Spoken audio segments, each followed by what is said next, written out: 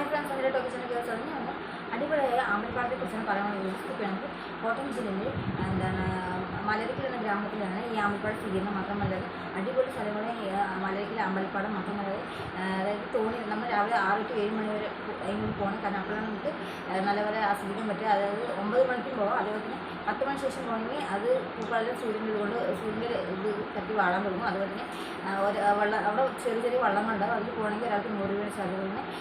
Pink തടാനാണ്.